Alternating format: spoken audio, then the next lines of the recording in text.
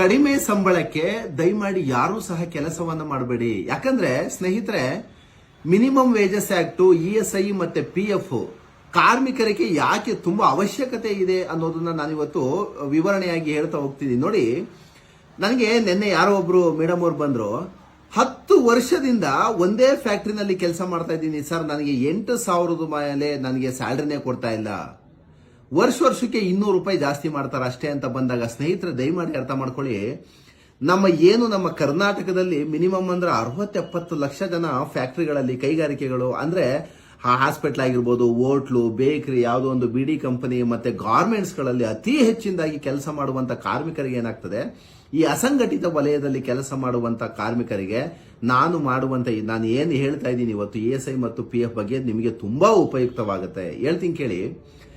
ನೋಡಿ, ನಿಮಗೆ ಕಾನೂನಿನ ಬಗ್ಗೆ ನೀವು ತಿಳ್ಕೊಳ್ಳೇಬೇಕಾಗ್ತದೆ. ESI, PF ಮತ್ತೆ ಮಿನಿಮಮ್ ವೇಜಸ್ ಆಕ್ಟ್ ಅನ್ನೋದು ನಿಮಗೆ ನಿಮ್ಮ ಜೀವನಕ್ಕೆ ತುಂಬಾ ಉಪಯುಕ್ತವಾಗಿದೆ. ಏನಾಗುತ್ತಂದ್ರೆ, ಮಿನಿಮಮ್ ವೇಜಸ್ ಆಕ್ಟ್ ನೋಡಿ, ಯಾವುದೇ ಒಂದು ಫ್ಯಾಕ್ಟರಿ, ಕೈಗಾರಿಕೆ, ಪ್ರತಿಯೊಂದರ ನೀವು ಯಾವುದಾದನು ಒಂದು ಕೆಲಸಕ್ಕೆ ಹೋಗ್ತಾ ಇದ್ದೀರಾ, ನೀವು ಕಾರ್ಮಿಕರು ಅನ್ನೋ ಪದದ ವ್ಯಾಖ್ಯಾನದ ಅಡಿಯಲ್ಲಿ ನೀವು ಬರ್ತೀರಾ ಅನ್ನೋದಾದ್ರೆ ನಿಮ್ಮನ್ನ ನಾವು ಕಾರ್ಮಿಕರು ಅಂತ ತಗೊಳ್ತೀವಿ.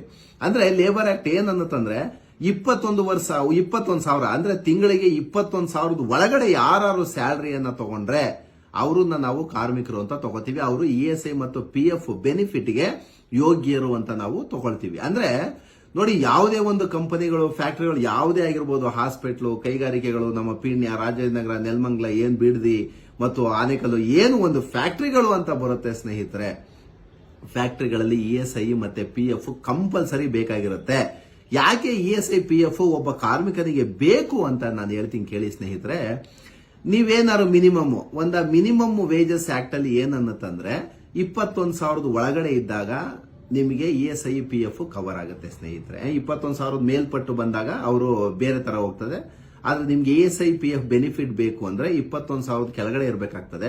ಆಲ್ಮೋಸ್ಟ್ ನಮ್ಮಲ್ಲಿ ಏನಾಗ್ತದೆ, ಮಧ್ಯಮ ವರ್ಗದ ಕುಟುಂಬಗಳು ಏನಾಗ್ತದೆ, ಒಂದು ಸ್ವಲ್ಪ ಸಾಮಾನ್ಯ ಮತ್ತು ಮಧ್ಯಮ ವರ್ಗದ ಕುಟುಂಬಗಳು ಮ್ಯಾಕ್ಸಿಮಮ್ ಅಂದ್ರೆ 15,000, 18,000, 20,000 ಈ ಒಂದು ವೇತನದ ಅಡಿಯಲ್ಲಿ ಕೆಲಸವನ್ನ ಮಾಡ್ತಾ ಇರ್ತಾರೆ. ಹಂಗಾಗಿ ನೀವೇನಾದ್ರೂ ಮಿನಿಮಮ್ ಒಂದು 15,000, 20,000 ರೂಪಾಯಿ ಸ್ಯಾಲರಿ ತಗೊಳ್ತಾ ಇದ್ದೀರಾ ಅಂತ ತಿಳ್ಕೊಳ್ಳಿ. ನಿಮ್ಗೆ ಯಾಕೆ ESI PF ಯೂಸ್ ಆಗುತ್ತೆ ಅಂದ್ರೆ, ಒಂದು 15,000 ರೂಪಾಯಿ ಸ್ಯಾಲರಿ ತಗೊಳ್ತಾ ಇದ್ದೀರಾ, ಈ ಒಂದು PF ಅಲ್ಲಿ ಏನಾಗುತ್ತೆ ಅಂದ್ರೆ, ಒಂದು ಮಂತ್ಲಿ ತಿಂಗಳಿಗೆ ಓನರು 12% ಹಾಕ್ಬೇಕು, 12% ಆಗ್ತಾನೆ, ನಿಮ್ಮಲ್ಲೂ 12% ಕಡಿತಗೊಳ್ತಾರೆ. ಅಂದ್ರೆ ಒಂದು ತಿಂಗಳಿಗೆ ಒಂದು 3,600 ರೂಪಾಯಿ ಉಳಿಯುತ್ತೆ ನಿಮ್ಗೆ. 3,600 ರೂಪಾಯಿ ಉಳಿದ್ರೆ ನಿಮಗೆ ಅದು ಒಂದು ವರ್ಷಕ್ಕೆ ಬಂದು 43,000 ರೂಪಾಯಿ ಅಪ್ರಾಕ್ಸಿಮೇಟ್ ಆಗುತ್ತೆ. ಒಂದೇ ಒಂದು ಫ್ಯಾಕ್ಟರಿನ ನೀವು ಒಂದು 8 ವರ್ಷ 10 ವರ್ಷ ಮಾಡಿದ್ರೆ 4.5 5 ಲಕ್ಷ ರೂಪಾಯಿ ನಿಮಗೆ ಉಳಿತಾಯ ಆಗತ್ತೆ ಸ್ನೇಹಿತರೆ. ಹಾಗಾಗಿ ಏನ್ ಮಾಡುತ್ತೆ ಸರ್ಕಾರ, ಕಾರ್ಮಿಕರ ಉಪಯೋಗಕ್ಕೋಸ್ಕರ ಒಂದು PF ಆಕ್ಟ್ ಅನ್ನ ಜಾರಿಗೆ ತಂದು ಆ PF ಅನ್ನ ಸದ್ಬಳಕೆ ಮಾಡ್ಕೊಳ್ಳಿ ಅಂತ ಮಾಡ್ಕೊಂಡಿರ್ತಾರೆ. ನೀವು ಒಂದೇ ಒಂದು ಫ್ಯಾಕ್ಟರಿನಲ್ಲಿ ಏನಾದ್ರು ಇದು ಮಾಡಿದಾಗ ನಿಮ್ಗೆ ಉಪಯುಕ್ತತೆ ಆಗುತ್ತೆ. ಆಮೇಲೆ ಯಾಕೆ ಕಾರ್ಮಿಕರಿಗೆ ESI ಬೇಕೇ ಬೇಕು ಅಂತ ಹೇಳೋದಾದ್ರೆ, ಯಾವಾಗ ನೀವು ನಮ್ಮ ಓನರ್ಗಳು ಯಾವಾಗ ESI ಬೆನಿಫಿಟ್ ಇರೋ ಒಂದು ಫ್ಯಾಕ್ಟರಿಗಳಲ್ಲಿ ನೀವು ಕೆಲಸಕ್ಕೆ ಸೇರ್ಕೊಳ್ತೀರಾ, ಓನರು 3.5 to 4% ಅವರು ಇನ್ಶೂರೆನ್ಸ್ ತರ ಕಟ್ಕೊಂಡು ಹೋಗ್ತಾ ಇರ್ತಾರೆ, ESI ಫೀಸ್ ಅನ್ನ ಕಟ್ಕೊಂಡು ಹೋಗ್ತಾ ಇರ್ತಾರೆ.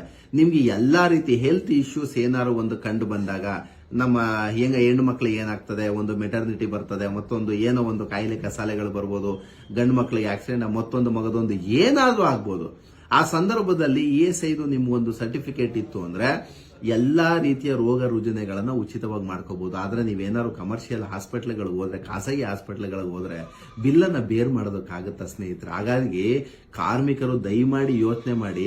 ಆಮೇಲೆ ತುಂಬಾ ಕಮ್ಮಿ ಸ್ಯಾಲರಿಯನ್ನ ಕೊಡ್ತಾರೆ ಅಂದ್ರೆ ದಯಮಾಡಿ ನೀವು ಹೋಗ್ಬೇಡಿ.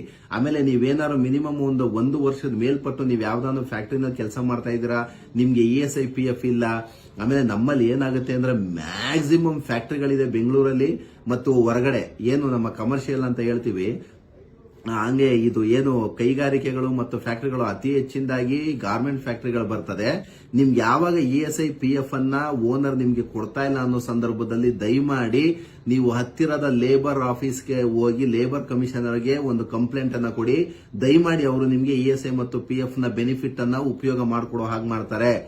ಇಲ್ಲಾಂದ್ರೆ ನೀವು 10 ವರ್ಷ ಕೆಲಸ ಮಾಡಿದ್ರು ನಿಮ್ಗೆ ESI ಇರಲ್ಲ, PF ಇರಲ್ಲ. ನೀವು ದುಡಿಯೋ ಸಂಪಾದನೆ ಎಲ್ಲ ಬರೀ ಹಾಸ್ಪಿಟ್ಲಿಗೆ ಹೋಗುತ್ತೆ. ಇಲ್ದಿದ್ರೆ ಎಲ್ಲೋ ಒಂದ್ ಕಡೆ ಹೋಗುತ್ತೆ. ಉಳಿತಾಯ ಅಂತೂ ಮಾಡೋದಕ್ಕಾಗಲ್ಲ. ಹಾಗಾಗಿ ಸರ್ಕಾರ ಮತ್ತು ಕಾನೂನು ಎಲ್ಲವೂ ಸಹ ಕಾರ್ಮಿಕರ ಪರವಾಗಿರುತ್ತೆ. ದಯಮಾಡಿ ನೀವು ಮಿನಿಮಮ್ ವೇಜಸ್ ಆಕ್ಟ್ ಅಂದ್ರೆ ನೀವು ಒಂದೊಂದ್ ಕಡೆ ಏನ್ ಮಾಡ್ತಾರೆ, ವಾಚ್ಮೆನ್ಗಳಿಗಾಗಿರ್ಬೋದು, ಯಾವುದೋ ಒಂದ್ ಕಡೆ ಕೆಲಸಕಾರ ಈ ಗಾರ್ಮೆಂಟ್ಸ್ ಅಲ್ಲಿ ಏನಾಗುತ್ತೆ, ಎಷ್ಟೋ ಕಡೆ ಏನಾಗ್ತದೆ 7,000, 8,000, 9,000 ಕೊಡ್ತಾ ಇರ್ತಾರೆ. ಅದು ಮಿನಿಮಮ್ ವೇಜಸ್ ಆಕ್ಟ್ ನ ಒಳಗಡೆ ಬರೋದಿಲ್ಲ. ನಮ್ಮಲ್ಲಿ ಮಿನಿಮಮ್ ವೇಜಸ್ ಆಕ್ಟ್ ಏನನ್ನುತ್ತೆ ಅಂದ್ರೆ ಮಿನಿಮಮ್ 350 ರೂಪಾಯಿ ಮೇಲೆ ಮ್ಯಾಕ್ಸಿಮಮ್ ಸ್ಕಿಲ್ಡ್ ಲೇಬರ್ ಅಂತ ಬರ್ತಾರೆ. ನೀವು ಕರೆಕ್ಟಾಗಿ ಕೆಲಸ ಮಾಡ್ತೀರಾ, ಆ ಕೆಲಸವನ್ನ ನೀವು ಕರೆಕ್ಟಾಗಿ ಕೆಲಸ ಮಾಡ್ಕೊಂಡು ಮಾಡ್ತೀರಾ ಅಂದ್ರೆ 650 ರೂಪಾಯಿ ಗಂಟ ಮ್ಯಾಕ್ಸಿಮಮ್ ವೇತನ ಶ್ರೇಣಿ ಇರುತ್ತೆ. ಅಂದ್ರೆ ಈ ಬಿಡಿ ಕಂಪನಿ ಮತ್ತೊಂದು ಹೋಟೆಲ್ ಅವು ಇವು ಎಲ್ಲದಕ್ಕೂ ಒಂದು ಗ್ರೇಡ್, ಒಂದು ಸ್ಲಾಟ್ ಅಂತ ಮಾಡಿದ್ದಾರೆ ಡಿಪಾರ್ಟ್ಮೆಂಟ್. ಅದರ ಪ್ರಕಾರವಾಗಿ ನೀವು ವೇಜಸ್ ಅನ್ನ ಪಡ್ಕೊಳ್ಬಹುದು. ಹಾಗಾಗಿ ಈ 7,000, 8,000, 9,000 ಯಾರು ಕೊಡ್ತಾರೆ, ಈ ಒಬ್ಬ ಮಾಲೀಕರ ವಿರುದ್ಧ ನೀವು ಒಂದು ದನಿಯನ್ನ ಎತ್ತಿ ದಯಮಾಡಿ ಲೇಬರ್ ಕಮಿಷನರ್ಗೆ ದೂರನ್ನ ಕೊಡಿ. ಅವ್ರು ನಿಮ್ಗೆ ನ್ಯಾಯವನ್ನ ಒದಗಿಸ್ಕೊಡ್ತಾರೆ.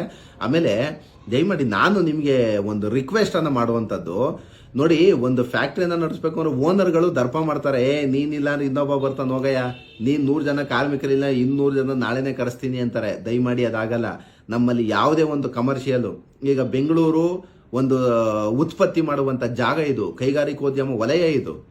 ಆಮೇಲೆ ಕಾರ್ಮಿಕರಿಲ್ಲ ಅಂದ್ರೆ ಮಾಲೀಕರಿರಲ್ಲ. ಆಮೇಲೆ ಕಾರ್ಮಿಕರು ಎಷ್ಟೋ ಜನ ಹೇಳ್ತಾರೆ, ಯಾವ ಓನರ್ ಇಲ್ಲ ಅಂದ್ರೆ ಇನ್ನೊಬ್ಬ ಓನರ್ ಬಂದ್ ಬಂಡವಾಳ ಆಗ್ತಾನೆ, ಇದಿಲ್ಲ ಅಂದ್ರೆ ಇನ್ನೊಬ್ಬ ಓನರ್ ಅಂದ್ರೆ ಏನಾಗುತ್ತಂದ್ರೆ ಈ ಕೈಗಾರಿಕೋದ್ಯಮ ವಲಯ ಇದೆಯಲ್ಲ, ಒಬ್ಬ ಇಲ್ಲ ಅಂದ್ರೆ ಇನ್ನೊಬ್ಬ ಇನ್ವೆಸ್ಟ್ಮೆಂಟ್ ಮಾಡ್ತಾನೆ, ಒಬ್ಬ ಕಾರ್ಮಿಕ ಇಲ್ಲ ಅಂದ್ರೆ ಇನ್ನೊಬ್ಬ ಮಾಡ್ತಾನೆ. ಈ ಒಂದು ಉದ್ಯಮ ಏನಿದೆ, ಒಂದು ಕಂಪನಿ ಬೆಳಿಬೇಕು ಅಂದ್ರೆ ಕಾರ್ಮಿಕ ಮತ್ತು ಮಾಲೀಕನ ನಡುವಿನ ನೇರ ಸಂಬಂಧ ಅಂತ ನಾವು ಕರಿತೀವಿ ಲೇಬರ್ ಆಕ್ಟ್ ಅಲ್ಲಿ.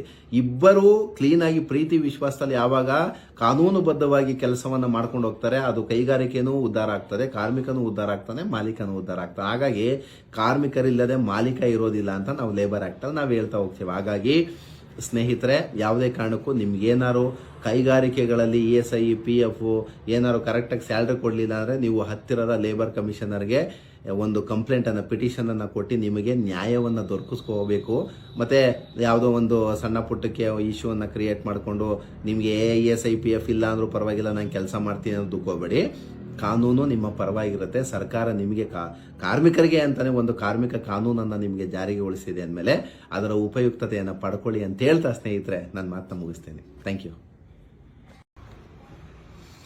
ಕಡಿಮೆ ಸಂಬಳಕ್ಕೆ ದಯಮಾಡಿ ಯಾರೂ ಸಹ ಕೆಲಸವನ್ನ ಮಾಡಬೇಡಿ. ಯಾಕಂದ್ರೆ ಸ್ನೇಹಿತರೆ, ಮಿನಿಮಮ್ ವೇಜಸ್ ಆಕ್ಟ್, ESI ಮತ್ತೆ PF ಕಾರ್ಮಿಕರಿಗೆ ಯಾಕೆ ತುಂಬಾ ಅವಶ್ಯಕತೆ ಇದೆ ಅನ್ನೋದನ್ನ ನಾನಿವತ್ತು ವಿವರಣೆಯಾಗಿ ಹೇಳ್ತಾ ಹೋಗ್ತೀನಿ. ನೋಡಿ, ನನಗೆ ನಿನ್ನೆ ಯಾರೋ ಒಬ್ರು ಮೇಡಮ್ ಅವ್ರು ಬಂದ್ರು, 10 ವರ್ಷದಿಂದ ಒಂದೇ ಫ್ಯಾಕ್ಟ್ರಿನಲ್ಲಿ ಕೆಲಸ ಮಾಡ್ತಾ ಇದ್ದೀನಿ ಸರ್, ನನಗೆ 8,000 ಮೇಲೆ ನನಗೆ ಸ್ಯಾಲರಿನೇ ಕೊಡ್ತಾ ಇಲ್ಲ, ವರ್ಷಕ್ಕೆ 200 ರೂಪಾಯಿ ಜಾಸ್ತಿ ಮಾಡ್ತಾರೆ ಅಷ್ಟೇ ಅಂತ ಬಂದಾಗ, ಸ್ನೇಹಿತರೆ ದಯಮಾಡಿ ಅರ್ಥ ಮಾಡ್ಕೊಳ್ಳಿ, ನಮ್ಮ ಕರ್ನಾಟಕದಲ್ಲಿ ಮಿನಿಮಮ್ ಅಂದ್ರೆ 60-70 ಲಕ್ಷ ಜನ ಫ್ಯಾಕ್ಟ್ರಿಗಳಲ್ಲಿ, ಕೈಗಾರಿಕೆಗಳು ಅಂದ್ರೆ ಹಾಸ್ಪಿಟಲ್ ಆಗಿರ್ಬೋದು, ಹೋಟ್ಲು, ಬೇಕರಿ, ಯಾವುದೋ ಒಂದು ಬಿಡಿ ಕಂಪನಿ ಮತ್ತೆ ಗಾರ್ಮೆಂಟ್ಸ್ ಗಳಲ್ಲಿ ಅತಿ ಹೆಚ್ಚಿನದಾಗಿ ಕೆಲಸ ಮಾಡುವಂತ ಕಾರ್ಮಿಕರಿಗೆ ಏನಾಗ್ತದೆ, ಈ ಅಸಂಘಟಿತ ವಲಯದಲ್ಲಿ ಕೆಲಸ ಮಾಡುವಂತ ಕಾರ್ಮಿಕರಿಗೆ ನಾನು ಏನು ಹೇಳ್ತಾ ಇದ್ದೀನಿ ಇವತ್ತು ESI ಮತ್ತು PF ಬಗ್ಗೆ ನಿಮಗೆ ತುಂಬಾ ಉಪಯುಕ್ತವಾಗುತ್ತೆ. ಹೇಳ್ತೀನಿ ಕೇಳಿ. ನೋಡಿ, ನಿಮಗೆ ಕಾನೂನಿನ ಬಗ್ಗೆ ನೀವು ತಿಳ್ಕೊಳ್ಳೇಬೇಕಾಗ್ತದೆ. ESI, PF ಮತ್ತೆ ಮಿನಿಮಮ್ ವೇಜಸ್ ಆಕ್ಟ್ ಅನ್ನೋದು ನಿಮಗೆ ನಿಮ್ಮ ಜೀವನಕ್ಕೆ ತುಂಬಾ ಉಪಯುಕ್ತವಾಗಿದೆ. ಏನಾಗುತ್ತಂದ್ರೆ ಮಿನಿಮಮ್ ವೇಜಸ್ ಆಕ್ಟ್ ನೋಡಿ, ಯಾವುದೇ ಒಂದು ಫ್ಯಾಕ್ಟರಿ, ಕೈಗಾರಿಕೆ, ಪ್ರತಿಯೊಂದರ ನೀವು ಯಾವುದಾದನು ಒಂದು ಕೆಲಸಕ್ಕೆ ಹೋಗ್ತಾ ಇದ್ದೀರಾ, ನೀವು ಕಾರ್ಮಿಕರು ಅನ್ನೋ ಪದದ ವ್ಯಾಖ್ಯಾನದ ಅಡಿಯಲ್ಲಿ ನೀವು ಬರ್ತೀರಾ ಅನ್ನೋದಾದ್ರೆ ನಿಮ್ಮನ್ನ ನಾವು ಕಾರ್ಮಿಕರು ಅಂತ ತಗೊಳ್ತೀವಿ. ಅಂದ್ರೆ ಲೇಬರ್ ಆಕ್ಟ್ ಏನನ್ನತ್ತಂದ್ರೆ 21,000 ಅಂದ್ರೆ ತಿಂಗಳಿಗೆ 21,000 ಒಳಗಡೆ ಯಾರು ಸ್ಯಾಲರಿಯನ್ನ ತಗೊಂಡ್ರೆ ಅವರನ್ನ ನಾವು ಕಾರ್ಮಿಕರು ಅಂತ ತಗೋತೀವಿ. ಅವರು ESI ಮತ್ತು PF ಬೆನಿಫಿಟ್ಗೆ ಯೋಗ್ಯರು ಅಂತ ನಾವು ತಗೊಳ್ತೀವಿ. ಅಂದ್ರೆ ನೋಡಿ, ಯಾವುದೇ ಒಂದು ಕಂಪನಿಗಳು, ಫ್ಯಾಕ್ಟರಿಗಳು ಯಾವುದೇ ಆಗಿರ್ಬೋದು, ಹಾಸ್ಪಿಟ್ಲು, ಕೈಗಾರಿಕೆಗಳು, ನಮ್ಮ ಪೀಣ್ಯ, ರಾಜನಗರ, ನೆಲಮಂಗಲ, ಬಿಡದಿ ಮತ್ತು ಆನೇಕಲ್ಲು, ಏನು ಒಂದು ಫ್ಯಾಕ್ಟರಿಗಳು ಅಂತ ಬರುತ್ತೆ ಸ್ನೇಹಿತರೆ, ಫ್ಯಾಕ್ಟರಿಗಳಲ್ಲಿ ESI ಮತ್ತೆ PF ಕಂಪಲ್ಸರಿ ಬೇಕಾಗಿರುತ್ತೆ. ಯಾಕೆ ESI, PF ಒಬ್ಬ ಕಾರ್ಮಿಕನಿಗೆ ಬೇಕು ಅಂತ ನಾನು ಹೇಳ್ತೀನಿ ಕೇಳಿ ಸ್ನೇಹಿತರೆ. ನೀವೇನಾದ್ರು ಮಿನಿಮಮ್ ವೇಜಸ್ ಆಕ್ಟ್ ಅಲ್ಲಿ ಏನನ್ನತ್ತಂದ್ರೆ 21,000 ಒಳಗಡೆ ಇದ್ದಾಗ ನಿಮಗೆ ESI, PF ಕವರ್ ಆಗುತ್ತೆ ಸ್ನೇಹಿತರೆ. 21,000 ಮೇಲ್ಪಟ್ಟು ಬಂದಾಗ ಅವರು ಬೇರೆ ತರ ಹೋಗ್ತದೆ. ಆದ್ರೆ ನಿಮ್ಗೆ ESI, PF ಬೆನಿಫಿಟ್ ಬೇಕು ಅಂದ್ರೆ 21,000 ಕೆಳಗಡೆ ಇರಬೇಕಾಗ್ತದೆ. ಆಲ್ಮೋಸ್ಟ್ ನಮ್ಮಲ್ಲಿ ಏನಾಗ್ತದೆ, ಮಧ್ಯಮ ವರ್ಗದ ಕುಟುಂಬಗಳೇನಾಗ್ತದೆ, ಒಂದು ಸ್ವಲ್ಪ ಸಾಮಾನ್ಯ ಮತ್ತು ಮಧ್ಯಮ ವರ್ಗದ ಕುಟುಂಬಗಳು ಮ್ಯಾಕ್ಸಿಮಮ್ ಅಂದ್ರೆ 15,000, 18,000, 20,000 ಈ ಒಂದು ವೇತನದ ಅಡಿಯಲ್ಲಿ ಕೆಲಸವನ್ನ ಮಾಡ್ತಾ ಇರ್ತಾರೆ. ಹಂಗಾಗಿ ನೀವೇನಾದ್ರೂ ಮಿನಿಮಮ್ ಒಂದು 15,000 20,000 ರೂಪಾಯಿ ಸ್ಯಾಲರಿ ತಗೊಳ್ತಾ ಇದ್ದೀರಾ ಅಂತ ತಿಳ್ಕೊಳ್ಳಿ. ನಿಮ್ಗೆ ಯಾಕೆ ESI PF ಯೂಸ್ ಆಗುತ್ತೆ ಅಂದ್ರೆ, ಒಂದು 15,000 ರೂಪಾಯಿ ಸ್ಯಾಲರಿ ತಗೊಳ್ತಾ ಇದ್ದೀರಾ, ಈ ಒಂದು PF ಅಲ್ಲಿ ಏನಾಗುತ್ತೆ ಅಂದ್ರೆ ಒಂದು ಮಂತ್ಲಿ ತಿಂಗಳಿಗೆ ಓನರು 12% ಹಾಕ್ಬೇಕು, 12% ಆಗ್ತಾನೆ, ನಿಮ್ಮಲ್ಲೂ 12% ಕಡಿತಗೊಳ್ತಾರೆ. ಅಂದ್ರೆ ಒಂದು ತಿಂಗಳಿಗೆ ಒಂದು ಹತ್ರ ಒಂದು 3,600 ರೂಪಾಯಿ ಉಳಿಯುತ್ತೆ ನಿಮ್ಗೆ. 3,600 ರೂಪಾಯಿ ಉಳಿದ್ರೆ ನಿಮಗೆ ಅದು ಒಂದು ವರ್ಷಕ್ಕೆ ಬಂದು ಒಂದು 43,000 ರೂಪಾಯಿ ಅಪ್ರಾಕ್ಸಿಮೇಟ್ ಆಗುತ್ತೆ. ಒಂದೇ ಒಂದು ಫ್ಯಾಕ್ಟ್ರಿನ ನೀವು ಒಂದು 8 ವರ್ಷ 10 ವರ್ಷ ಮಾಡಿದ್ರೆ 4.5 5 ಲಕ್ಷ ರೂಪಾಯಿ ನಿಮಗೆ ಉಳಿತಾಯ ಆಗತ್ತೆ ಸ್ನೇಹಿತರೆ. ಹಾಗಾಗಿ ಏನ್ ಮಾಡುತ್ತೆ ಸರ್ಕಾರ, ಕಾರ್ಮಿಕರ ಉಪಯೋಗಕ್ಕೋಸ್ಕರ ಒಂದು PF ಆಕ್ಟ್ ಅನ್ನ ಜಾರಿಗೆ ತಂದು ಆ PF ಅನ್ನ ಸದ್ಬಳಕೆ ಮಾಡ್ಕೊಳ್ಳಿ ಅಂತ ಮಾಡ್ಕೊಂಡಿರ್ತಾರೆ. ನೀವು ಒಂದೇ ಒಂದು ಫ್ಯಾಕ್ಟ್ರಿನಲ್ಲಿ ಏನಾದ್ರು ಇದು ಮಾಡಿದಾಗ ನಿಮ್ಗೆ ಉಪಯುಕ್ತತೆ ಆಗುತ್ತೆ. ಆಮೇಲೆ ಯಾಕೆ ಕಾರ್ಮಿಕರಿಗೆ ESI ಬೇಕೇ ಬೇಕು ಅಂತ ಹೇಳೋದಾದ್ರೆ, ಯಾವಾಗ ನೀವು ನಮ್ಮ ಓನರ್ಗಳು ಯಾವಾಗ ESI ಬೆನಿಫಿಟ್ ಇರೋ ಒಂದು ಫ್ಯಾಕ್ಟರಿಗಳಲ್ಲಿ ನೀವು ಕೆಲಸಕ್ಕೆ ಸೇರ್ಕೊಳ್ತೀರಾ, ಓನರು 3.5 to 4% ಅವರು ಇನ್ಶೂರೆನ್ಸ್ ತರ ಕಟ್ಕೊಂಡು ಹೋಗ್ತಾ ಇರ್ತಾರೆ, ESI ಫೀಸ್ ಅನ್ನ ಕಟ್ಕೊಂಡು ಹೋಗ್ತಾ ಇರ್ತಾರೆ.